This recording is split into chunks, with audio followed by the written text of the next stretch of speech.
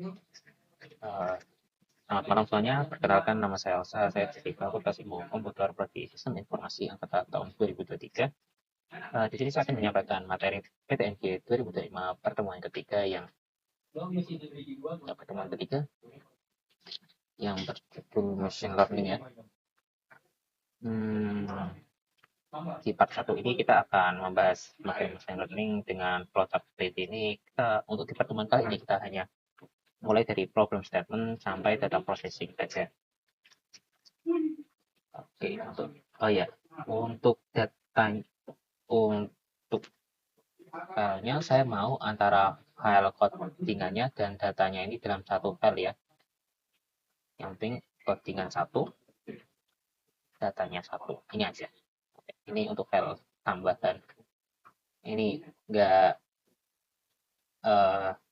ini cuma file yang ini file lain sih, enggak ada hubungannya sama kedua file ini. Langsung saja kita masuk ke codingannya. Latar belakangnya seperti ini.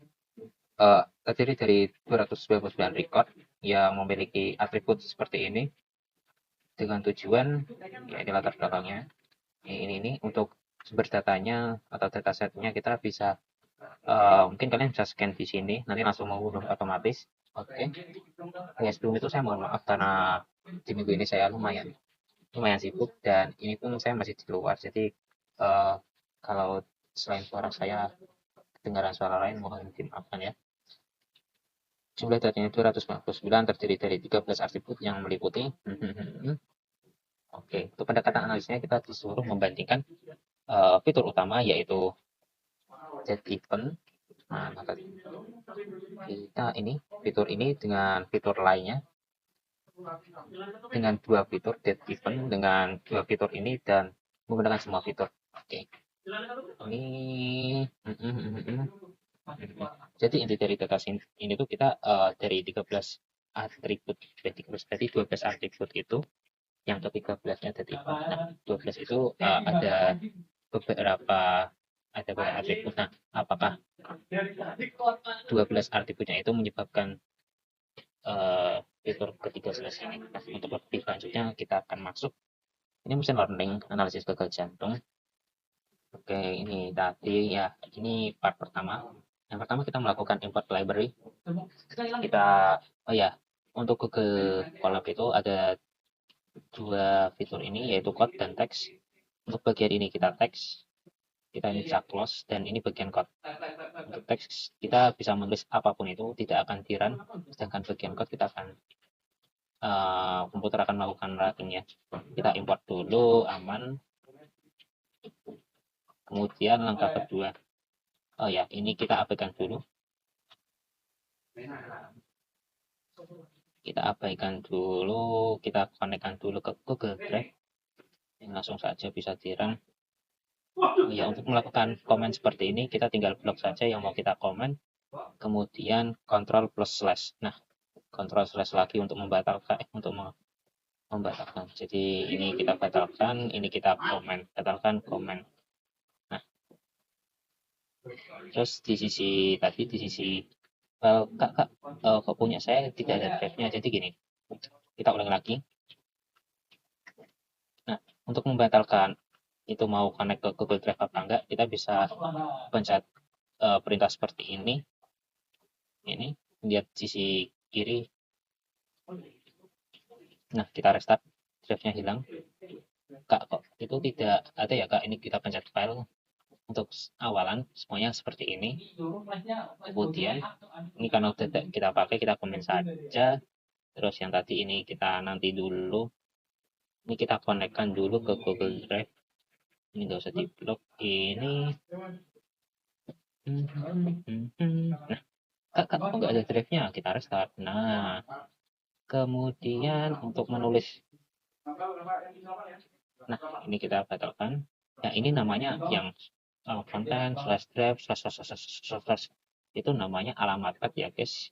Anggap saja kita nggak tahu alamatnya, kita bisa pencet drive ke pad masing-masing ya. Kalau ini versi punya aku, ini di sini, di sini, ini kalau punya aku sih di bagian sini.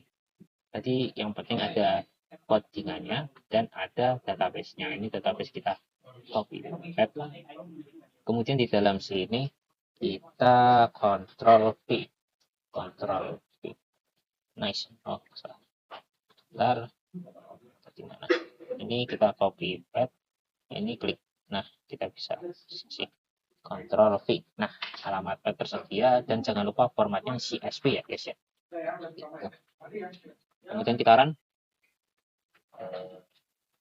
Boom, hasilnya ini. Nah, sebelum kita membuat model machine learning, kita harus tahu data itu tentang apa. Nah, datanya itu tentang ini ya. Ini ya, target meninggal atau tidak.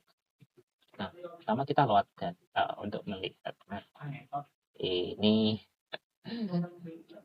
datanya seperti ini. Di 13 jumlah pasien itu 199. Langkah kita masuk ke langkah 3 yaitu visualisasi data. Kita import library-nya dulu, terus kita visualisasikan.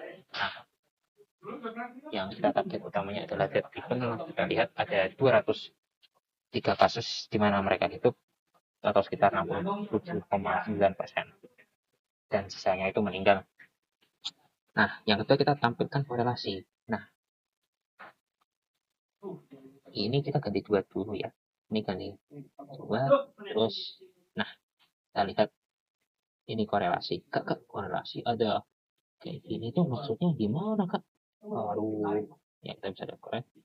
Yang atas positif, yang bawah negatif, yang tengah itu ya tengah satu. Bukan. Bukan ya. Maaf. Ini kita lihat korelasi. Korelasi itu gimana ini hubungan antara serum dan ini. Kebalik antara given dengan 12 atribut ini. Kita bandingkan. Mereka memiliki korelatif apa enggak? Kak, korelasi itu apa? Nah, korelasi itu ini. Ada hubungannya enggak? Nilai positif semisal korelasi A dan B. Jika A positif, jika A positif, maka B-nya positif. Kalau korelasi negatif itu A-nya positif, B-nya negatif. Juga sebaliknya. Jika 0, hanya positif, B-nya tanda tanya. Untuk persebaran datanya seperti ini ya. Jika X naik, ia cenderung naik. Jika X naik, ia cenderung turun. Jika X naik, ya entah kemana, nggak tahu ya. Nah, ini apakah ini benar-benar 0? Terus tidak. Kenapa 0? Karena kita hanya menggunakan 2 angka belakang koma. Jika kita ganti tadi seperti awal 5, nilainya akan lebih spesifik lagi. Nah, kita lihat antara seks dan diabetes itu itu korelasi yang sangat kecil. Apakah korelasi kecil sangat kecil itu tidak berguna? Belum tentu. Tapi dalam kasus ini kita menggunakan semua korelasi, jadi semua atribut, jadi semua itu kita gunakan. Nah, ini kita lihat data preprocessing. Kita masuk ke langkah 4 data preprocess data. Kita import dulu package-nya. Nah, yang pertama kita cek data hilang. Tidak ada data hilang. Data hilang itu kayak gimana? Data ini kan data hilang itu misalnya ada nilai kayak ini. Nah, satu record ini ada ini satu record yang namanya. Satu record ini tasnya ada data kosongnya namanya data hilang. Nah, tapi kebetulan kita dapat data yang bagus. Nah, makanya tidak ada yang data namanya data hilang. Kembali ke topik. Kita sudah melakukan cek data hilang, terus kita lihat statistikanya seperti ini. Ada count, mean, standar STT, standar devisa, terus ada min, kuartil 1, kuartil 2, kuartil 3, kuartil 4. Nah, kita tulis fiturnya, kita bandingkan ke drivennya. Nah, kita itu harus membagi antara data training dan data testing supaya kita nggak menebak atau men-testing dengan apa yang sudah kita latih gitu. Nah, yang kemudian kita masuk ke tahap normalisasi. Apa itu tahap normalisasi? Normalisasi itu sebenarnya menyamakan takaran semua data. Nah, misal kan ada data dari pasien umur 40 sampai 95 lah. Terus ada yang dari 25.000 sampai 850.000. Itu kan skalanya beda. Nah, maka kita samakan skalanya. Tapi bukan nilainya ya. Nah, rumusnya seperti ini. Dan contohnya kayak gini, kita lihat 60 standar deviasinya 10. Nah, satu satu satu ini kan sama. Jadi itu titik poinnya standar normalisasi satu ada di nol. Seberapa jauh nilai itu terhadap nol lah intinya. Nah, ini satu satu satu. Yang kedua kita masuk smooth atau untuk balancing. Nah, sedangkan data yang orang matinya itu ada 77, nggak imbang dong.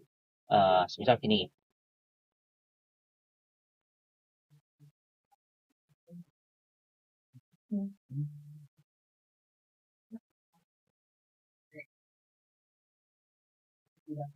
nah, ibu mengajari anak nama binatang.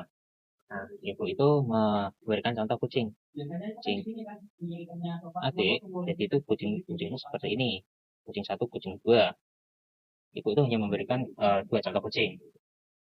Nah, kemudian ibu mengajarkan apa itu anjing. Nah, itu kayak gini.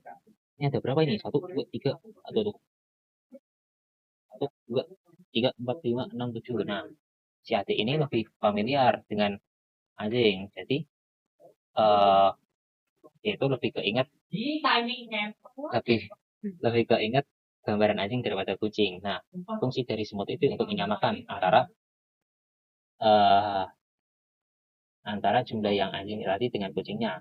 Apakah itu merubah nilai? Tidak. Itu hanya, nah ini kamu ajarin anak bedain kucing dan anjing. Kalau punya 10 foto kucing dan 2 foto anjing. Anak bakal bingung sama anjing karena contohnya sedikit. Nah, semut ini kayak bikin 6, 8 foto anjing tapi palsu yang mirip aslinya. Jadi anak punya 10 foto kucing dan 10 foto anjing dengan rumus seperti ini ya. Ini gini.